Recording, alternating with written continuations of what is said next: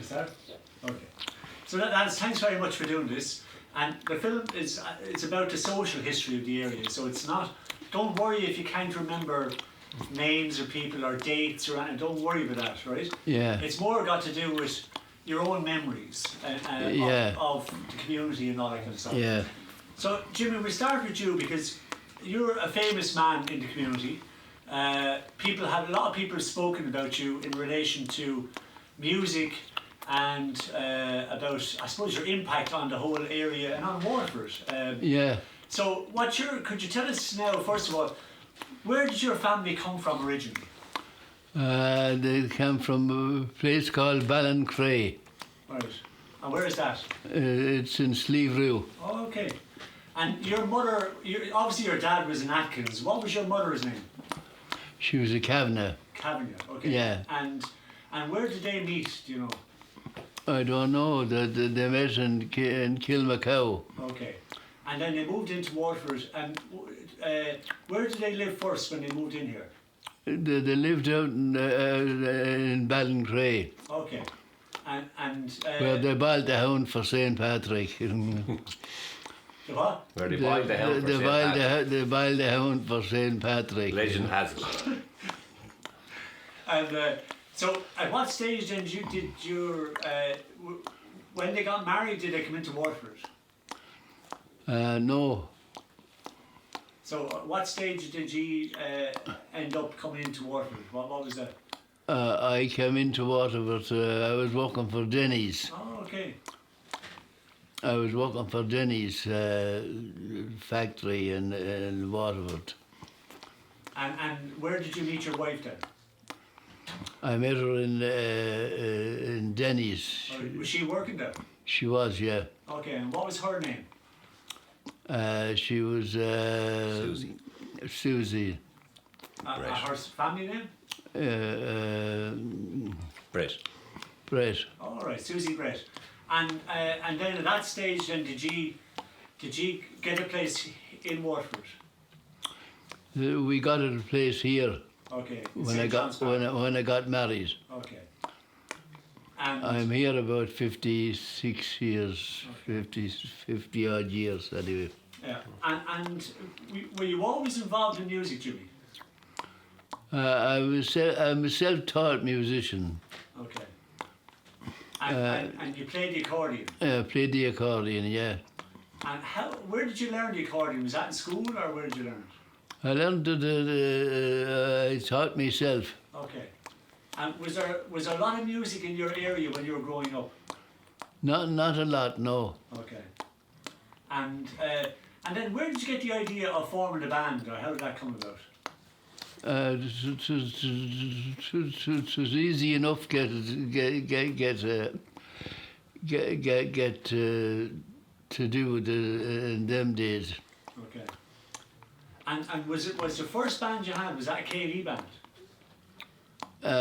Yes, well, we could do KLE. Okay. So you do all sorts of functions, but yeah. you do KLEs as well? Yeah. Okay. And then, like, you were fairly big, weren't you, in your day? Oh, we were fairly big, yeah. We were a lot of in demand. Okay. And I believe you actually went to Liverpool at one point to play. I went to Liverpool to live. Oh, right, to live. Yeah. I was working for Bird's Eye. Okay. And Peter, maybe you could tell us, was there a story about where they played in Liverpool? There is a story where he played in Liverpool. It was called the Emigrants Club. The Emigrants Club, yeah. And my mother's brother, Henry Brett, was involved with Bird's Eye and invited Jimmy and my mother over to Liverpool. And he brought the accordion with him. And a couple of years ago, I was over in Liverpool on a Beatle tour. And I remember meeting the tour guide, and he said to me, the Beatles played here. And I said, sorry, I said, my father played here, I said, before the Beatles. And the Emigrants Club went on to become the famous Cavern. So he played in 1957 in the Emigrants Club in Liverpool. And so he played before the Beatles, which is... He's claimed to fame. Yeah. Claim to fame. But I mean, you also had played a lot of big gigs around, didn't you? Did you tour all over Ireland? We toured most of the south of Killarney. Okay. Killarney, Cork and Kerry and places like that. And you were busy around Waterford, I presume. Oh, busy. We were stuck on the Majestic 3 nights a week, Tuesday, Thursday and Saturday. Right. So obviously there was huge demand. Yeah, Was that during the summer months, was it? in the summer months, yeah. Okay. There'd be a lot of visitors down at that time. Yeah, And but you're also, as well as playing the accordion and leading your own band, you're also a bit of an MC as well, weren't you, for different well, it occasions? was. I was an MC for several occasions, yeah. Singing pubs is a big one. Yeah, Yes, and I mean, we were talking to John Brady about the singing pubs, and he was talking about how big it was back in the day. It was yeah, was huge. it was huge then, in them days. Yeah. And where were the main venues in Waterford that you played? You mentioned Tremor. Where else did you? What halls in Waterford was there? I can't remember the name of them now. Okay. But there was lots of places for dancing in Waterford. Obviously, the big one was the Olympia. Yes. Yeah, Um, I played in the Olympia, yes. And then, I mean, you were there before the Royal Show Band, weren't you? Yeah, And those the other big show bands that came out. I'd say a lot of them maybe started back in your time, did they? yeah, they started it back in my time, yeah. Okay. So you would remember all those lads. Yeah. Okay. And what was your memory, lads, of him in the band? Like he was obviously coming and going. Morning, noon, now gone. No, tell us few. Well, very much so. The memories of Jimmy worked hard as well. He was up early. He'd go to Denny's, work all day, literally come in, fast wash, and he's gone with the band and mightn't return till 2 o'clock the next morning. And be Yeah. up at 6:30, start all over again the next Yeah. day. I mean, it must be very little sleep. Very little. I got enough sleep to keep me going anyway. Yeah. No, but that must be very hard going because Yeah. you're out late Yeah, and then you have to be up very early the next morning. yeah. But obviously then you hardly ever saw your father, did you? Well, we would have seen it. Yeah, if you were out in the Majestic, you would have. But we know it was good contact.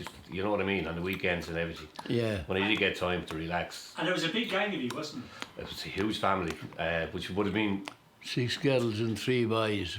yeah, which would be the norm. Like John's Park is synonymous with large families. It's probably unusual now, but those days it was commonplace. Every second house, you'd have families 7, 8, 9, 10, more What in some places. am I doing this for? This film, we were doing it on the history of St. John's Park. The history of St. John's Yes. Park, yeah. And about just the whole thing about people growing up out here and Yeah. all that kind of stuff. Yeah. And actually, Jimmy, what was your memory? You know, when you came out to St. John's Park first, what was it like? It was, I moved in here. Yeah. What was the area like? The area was it was only starting to fill up. Yeah. And then obviously there was no community there at that stage. No. So a lot of things had to happen in the area for that to happen. You know. Yeah. Yeah. I mean, there must have been a lot of. Noel, you were saying later on there was a lot of interesting people in the community that kind of helped get things going and all that kind of stuff. Yeah. There was community activists at the time that I don't think you'll ever see the like of them again. The likes of Johnny Butler, etc. If those kind of people were running the country now, we wouldn't have half the problems we have. Because these people knew how to manage nothing Yeah. and create something. They were unbelievable people. We didn't have a lot of facilities. In our days, my memories would be growing up, it would have been the old Sacred Heart Church, which would have been on the Ursuline grounds. That was our community centre. It doubled as a youth club, boxing club, badminton club. We got everything in there. But the community spirit was great. There was shows over there non-stop, Jimmy. and it kept us going. They were fantastic facility.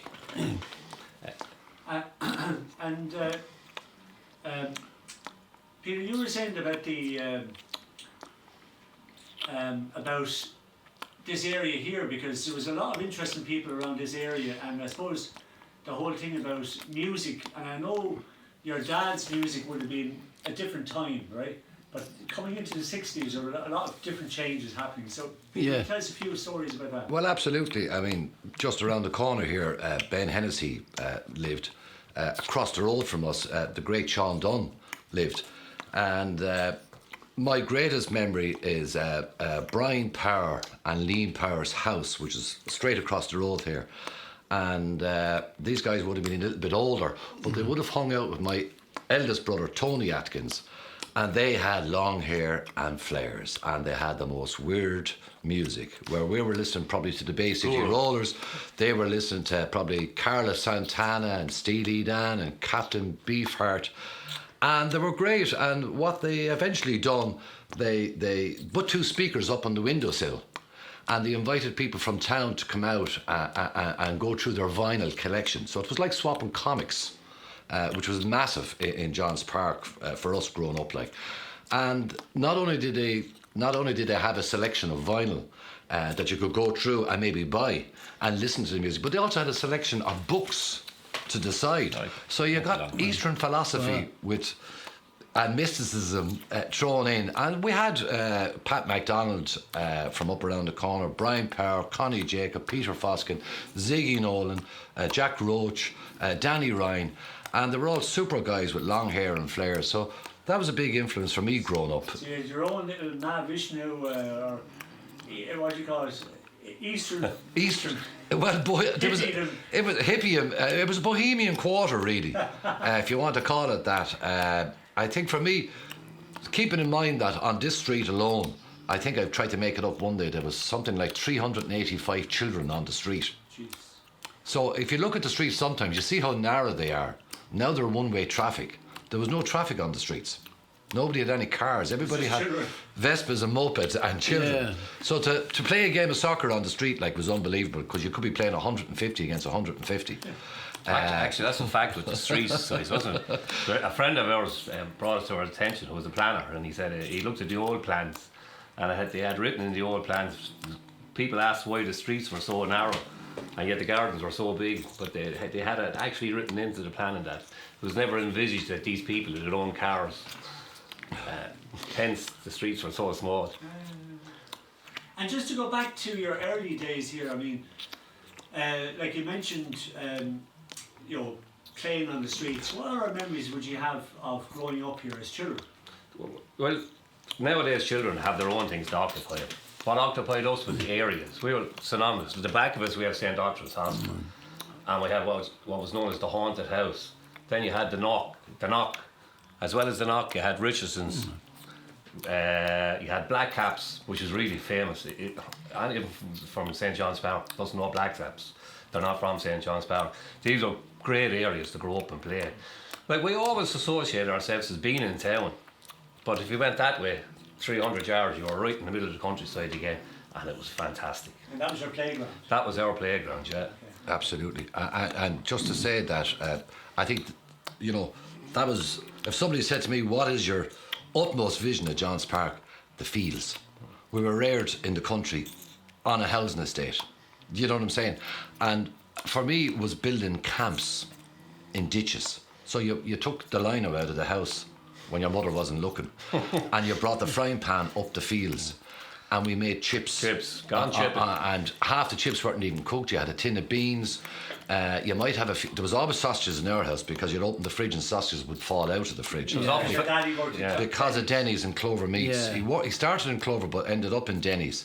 And then when Denny's closed down, he started his own business. He was an agent for Olympic Meats from Cork. So not only did he have his own band, but he also had his own business to run, which was remarkable. But certainly growing up. Mind if I have a cigarette? Oh, work away. Where is it going? Take a break for a second, all right? Yeah. Certainly growing up in Johns Park, the fields was our playground. Major Cruise was another fantastic place, which is Ballinamona Park, and we used to go out robbing apples out there. Borrowing the apples. And there was a famous character up by Father Pat's, as we called it, called Mr. Boyle. Daddy Boy, we used to call him. So if you could take the apples, and I remember the major, we didn't even know he was a major in the army, the British Army.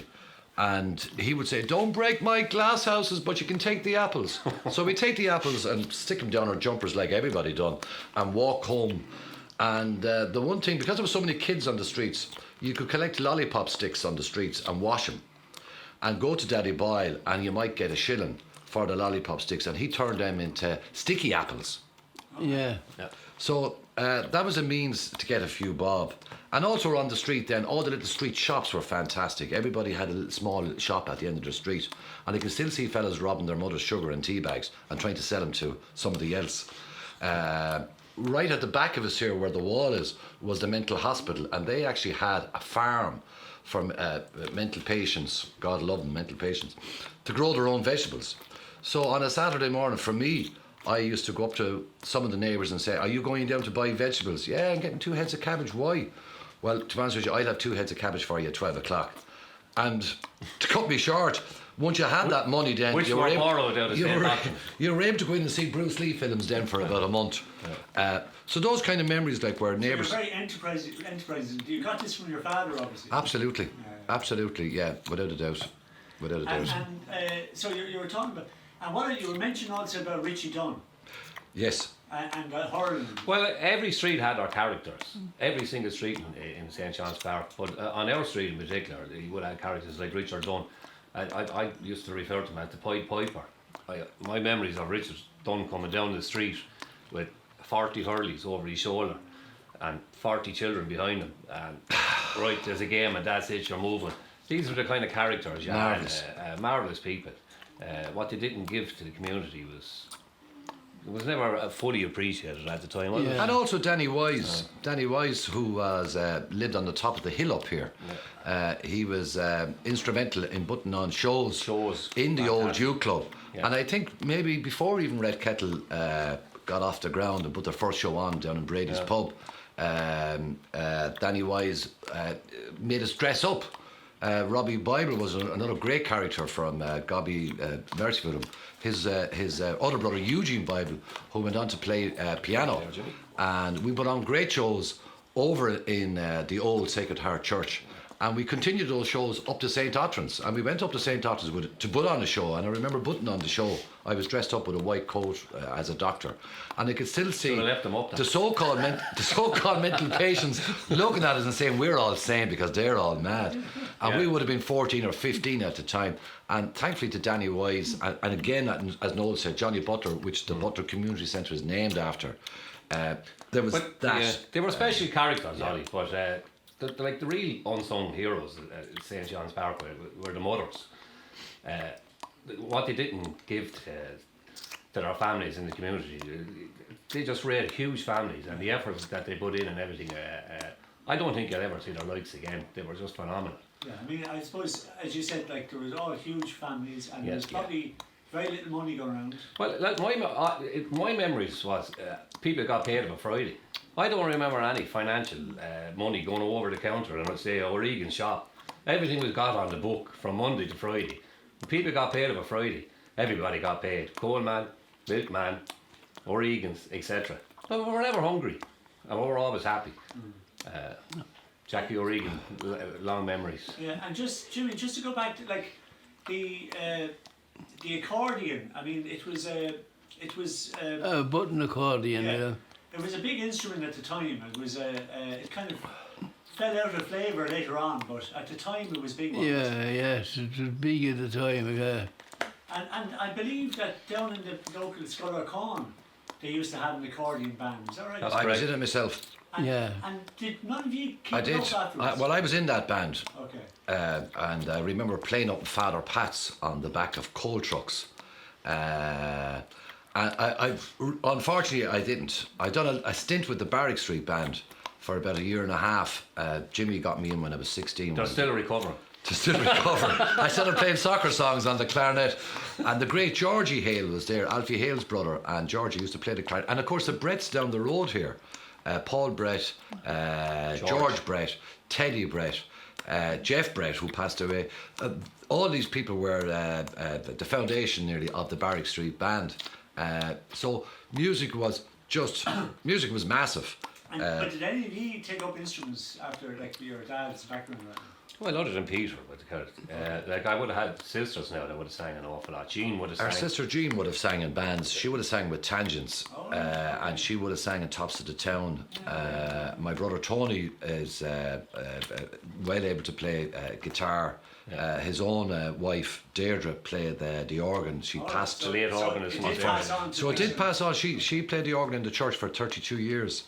And her daughter now is playing flute, guitar, saxophone, and piano. So music is still very strong. And there was a lot of musicians came out of St John's Park. A lot of musicians came out of John's Park, and you know Richie McDonald just lived up around the corner.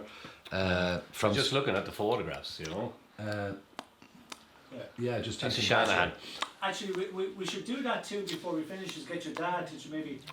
Can we put in some photographs for Yeah, if the you like. camera to The one with the bat. and tell us who's I tell you what I do. tell us who's in each one. This one you remember. I have the names here. I have the names of those St. Autrons. Just coming yeah. near the end, Jimmy. The lads are just asking who would these fellas be. Terry Lacey, myself, Michael O'Brien, and Jimmy Shanahan. Okay, and Peter, you just hold it up for the camera. Yeah. Yeah. Yeah. Michael O'Brien from the Folly. Stay there. Okay, and that's you in front there with the accordion. Yeah. Okay. And where was that shot taken? Do you know? It was taken in the Majestic. All right. Okay. Brilliant. When they had a swimming pool. We were there 3 nights a week. Yep, more saying that. And this is one with you in Denny's.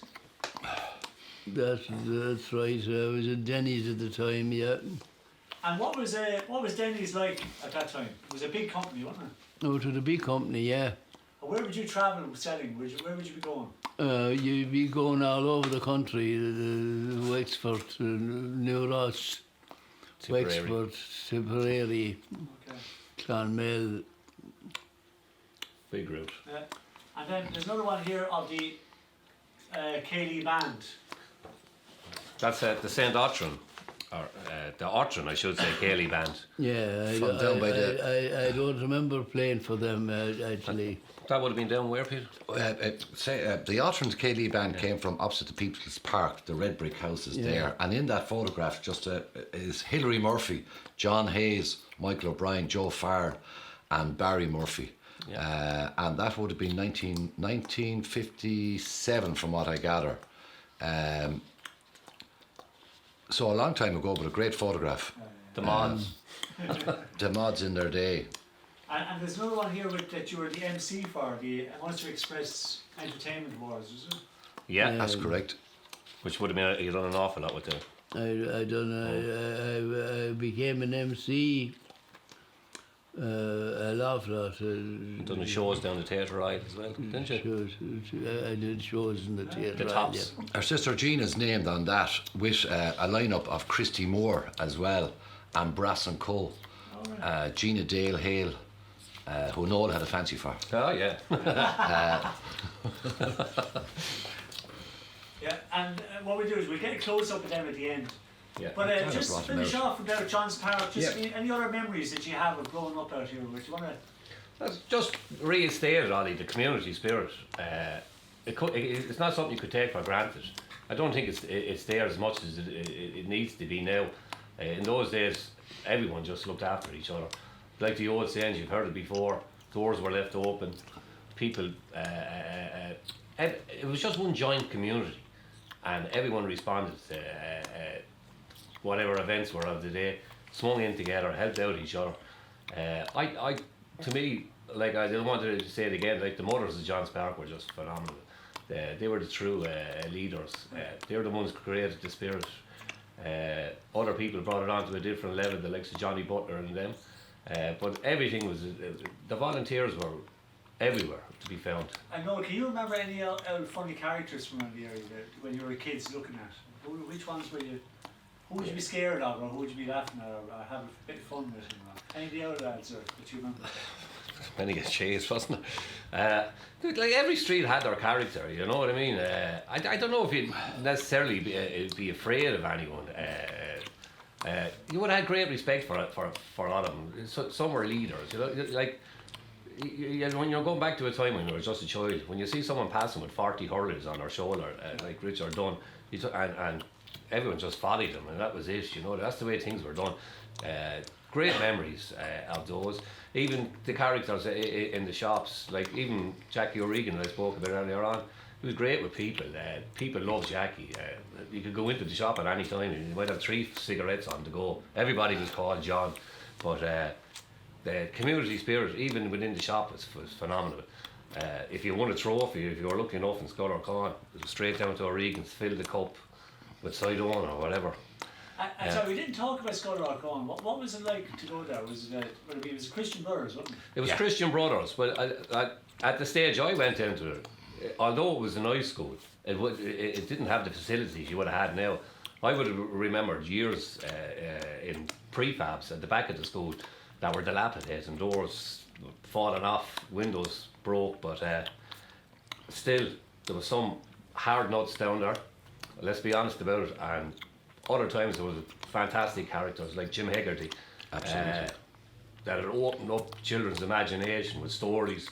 He was fantastic. I don't think I'd say out of them all, Peter, would you? Yeah. Jim Hegarty, he was a late teacher and he came in very late.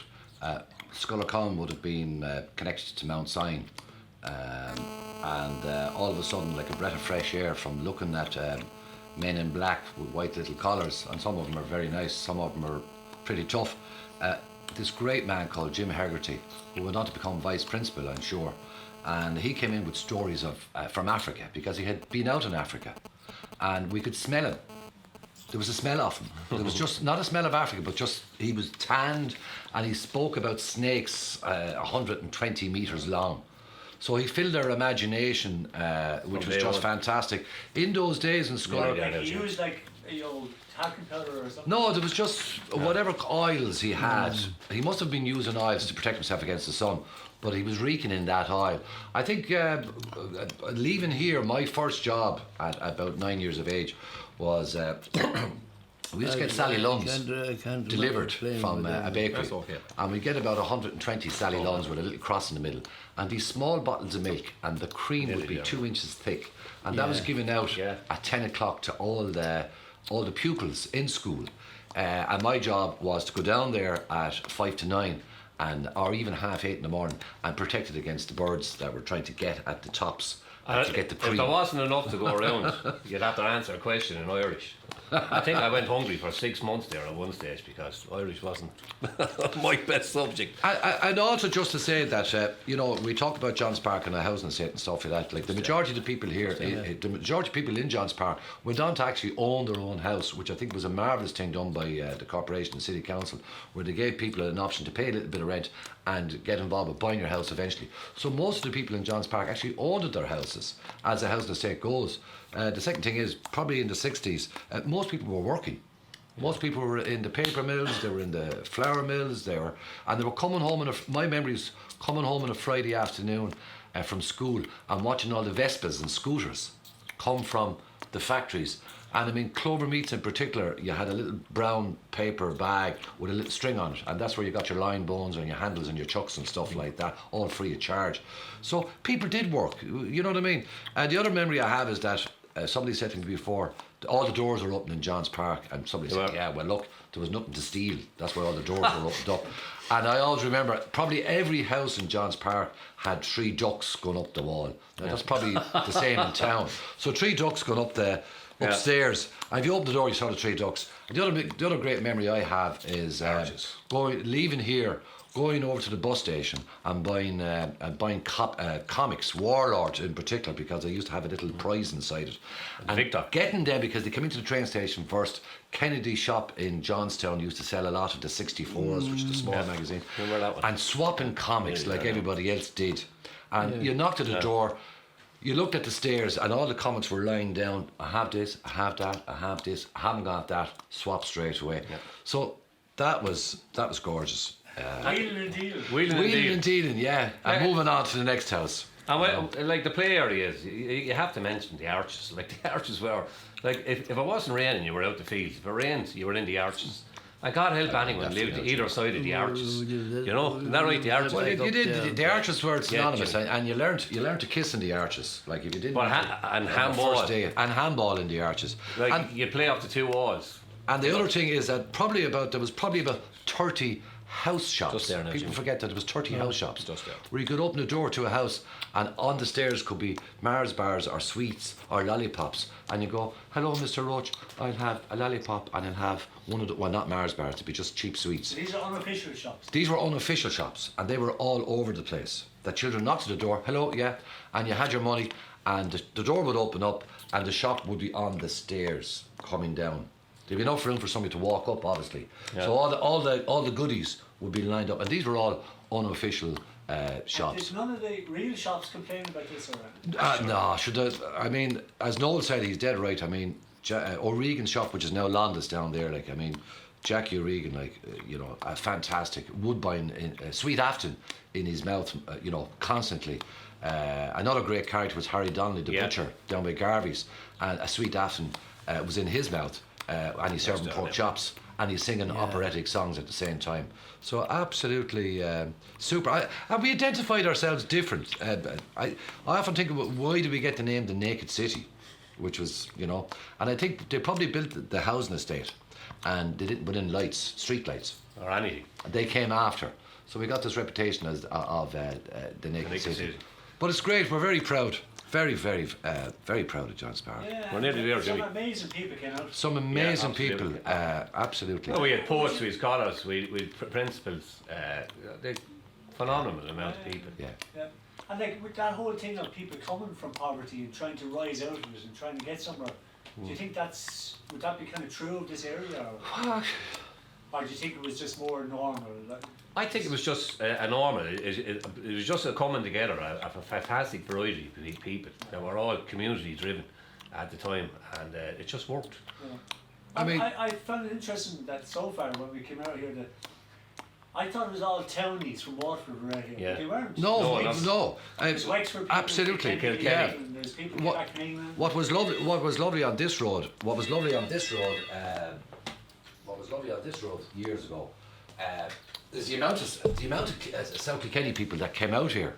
I mean, if there was an All Ireland on Would you and take that, Kilkenny was Peter? playing, Okay. it's okay. If Kilkenny were playing, all these little ceramic little hurlers would have hurled, and you'd see them in the windows going all around the street. So it was less people from town and more people from South Kilkenny, Wexford, Tipperary, and stuff like that. Just absolutely. So that, and of course, you know, we had the German Road down there with all the Italians, and you could walk down there and hear the funny accents, you know, the defenses, and you know they had, you know, swagger about them. That was another big thing.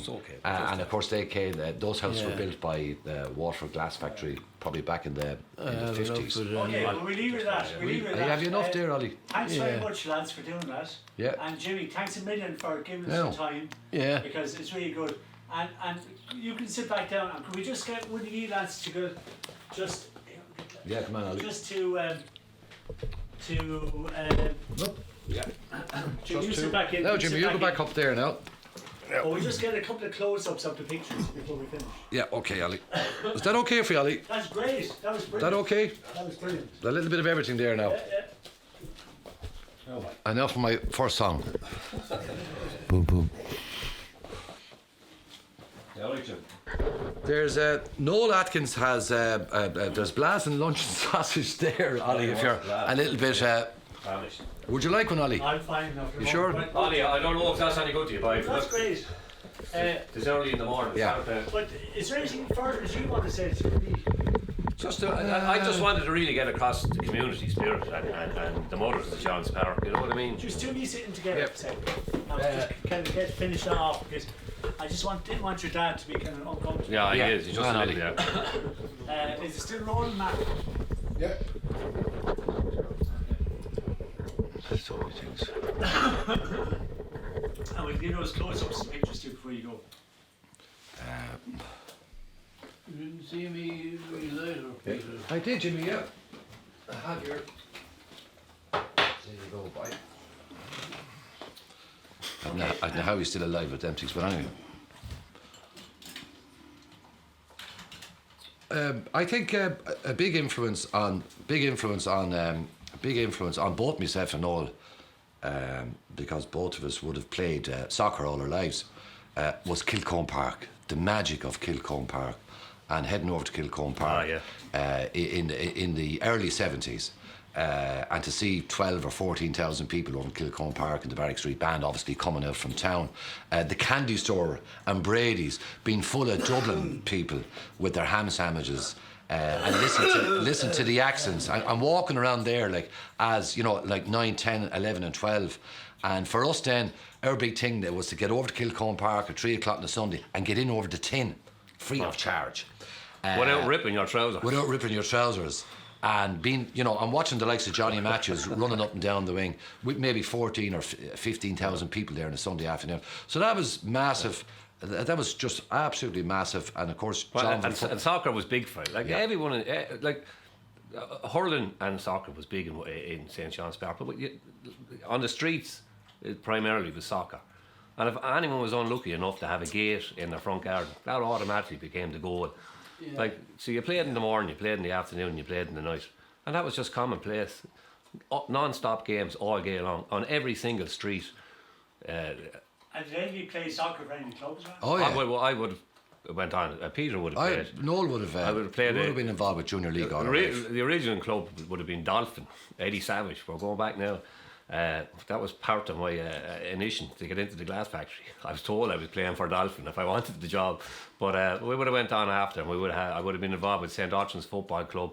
Presently involved with John Muller Football Club. But they were great. Like, they were a fantastic soccer community in St. John's Park as well. That gave us great players. And then who was behind all the soccer around here? Who were the parents? The parents would have been great, but who'd be really, like, we would remember what we call the square, playing in the square. And most people, if you played in the square, you were privileged to play with the likes of Ned Dewberry. Privileged and usually bruised after the experience, because Ned didn't take prisoners, no matter how young you were or how tall. And the square is where the green area is. Yeah. And that green area was another great playground. Leaving this house and jumping over that wall there and heading out to the Cove Bar on the Drummer Road, again through the fields. We what is your name? Ollie. Ollie. President. Ollie President. Yeah. You might remember we had a small little pub in Patrick Street. That's right, yes. Yeah, up from the cinema. Up from the cinema, yeah. And my dad, he used to work in Clover Meats. No. He worked in the sausage loft. Sausage loft, yeah. Neil Breslin was his name. Yeah, I remember him. He was from Donegal originally. Donegal. Yeah. Pride of all, Donegal. My mother was from Derry. There were two blow-ins, but they were born. All of us were born then down in Patrick Street. Yeah. Ah. I think these your boys. These are two lads, working with me. There are two lads working with me. Working with you. Yeah. All right, Jim. Keith is the cameraman, and Martin's the guy on the sound. Yeah. And they're trying to I think finish it off. Just to say that an early memory was hopping over that wall, walking through the fields, which was marvellous, rabbits, hares, the whole lot, heading down to Snow Cream Woods, where Snow Cream had their milk. For canes. And we would take canes that were about 10 foot to 12 foot long, about maybe half an inch to an inch thick, and bring them home and set them up in the square where the 4 green patches are, and get my mother's clothes pegs, right? So you put a cane here, you put a cane there. And one across. You put one across with your clothes pegs. And in over that, we used to get a bale of hay. And we'd done our own jumps. And you landed on hay on the other side. And Grand Ash, and you could push them up like this. So you could start this way. And of course we were doing that underneath the cane that they do in the Caribbean or whatever. Like. So, great. Not a great memory there. Jim Kern was a great priest here too in the parish that was just in everybody's house. Yeah, and he shared our house at a cup final one day. He came up to watch the cup final because Noel was Liverpool and I was Manchester United. He had a bad fall when he was younger. When he woke up, he was a Manchester United fan. So, now, Ollie. But Jim. Oh, you were Liverpool. Oh, absolutely. But memories would be Jim Cornwood. It would come into the house on cup final day, knowing that there'd be match and there'd be atmosphere here. A lovely person, wasn't A he? lovely, lovely person. You mentioned too, Noel, about did you work in the glass? I worked for 29 years in the glass factory. So when the glass started, they were down. They obviously started over here by Kilcone. Yeah. And then they moved down to Johnstown. Were you involved in that stage, or was it? No, I was involved in the Kilbarry plant. So you went in what age? 15. So what was that like at 15? Oh, a frightening experience. Like when I joined the glass factory, there was 3,500 people employed there. I think there was something in the region of 800 blowers and 1,400 cutters. It was just, but you were 15 when I think of it now, going in there. Unbelievable. You grew up fast. It was a hard environment, but again, I was lucky enough that the people in there had a great community ethos as well. Wonderful people, wonderful memories working out there. I would have said the same thing about the people in St. John's Park as the people in Waterford Crystal. But a lot of fellas from St. John's Park worked out there, didn't they? Oh, a phenomenal amount, yeah. And then when you went in at 15, like, was it were you a cutter or a blower? I was a blower. Okay. You know, that's when you did get to work. And even like getting to the glass factory in those days wasn't as easy. If you were walking, it might involve going down through the earth line over what we call the black pipe. Just 1 second now, Jimmy. Over what we call the black pipe, Just a second, etc. Jimmy. Yeah. Sure, look, Liam Murphy wants wanna to make a just hold call? it for a sec, Ali. We want. Who do you need to ring? Needs a ring, Tony. Oh, he has to get his Oh pen. yeah. All right. Will we hold it, pause there for a second? Yeah, if you like, Ollie. Yeah. Pause. Did you want me to talk about the glass factory? Yeah, for a sec now. Yeah. Yeah. So tell us about the apprenticeship again, when you went in. Oh, the apprenticeship in the glass factory was an experience in itself. The work was hard, but the conditions were hard.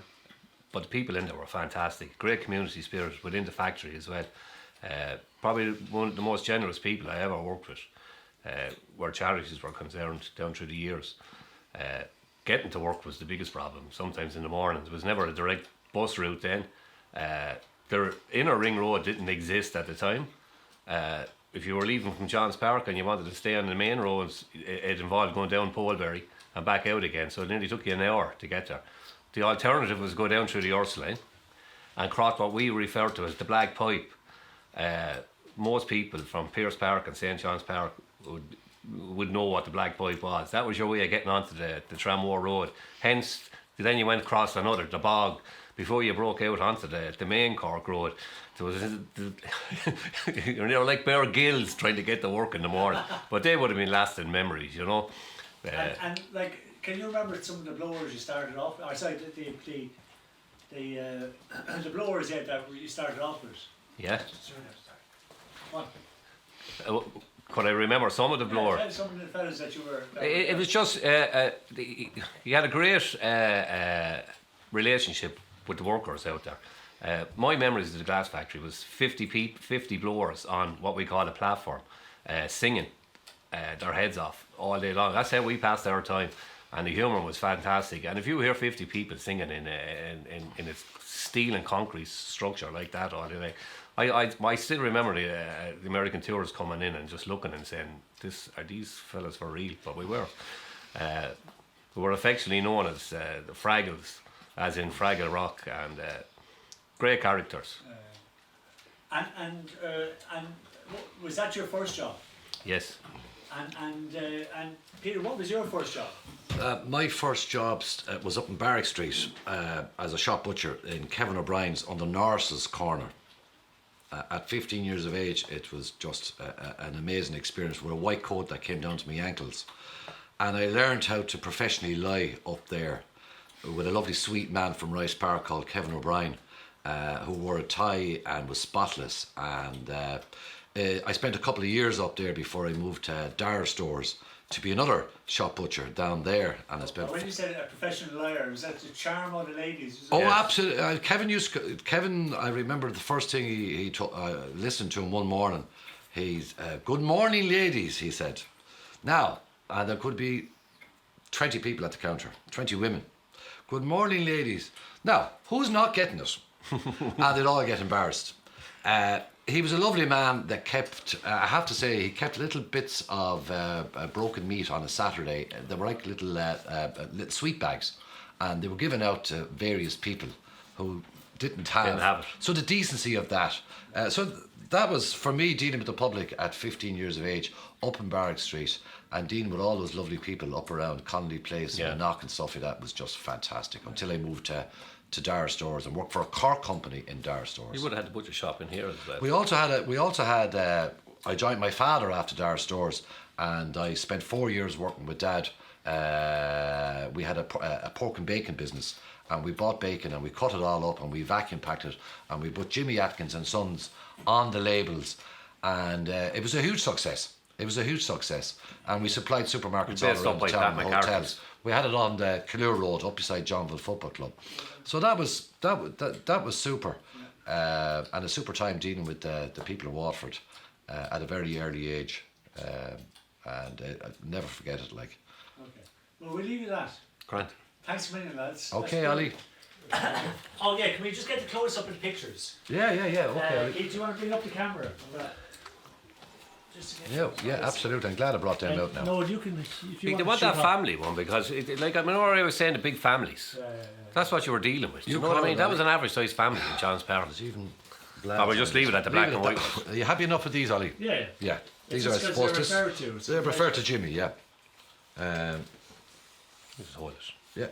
Hang on, there's a bit of glare on it. Yeah.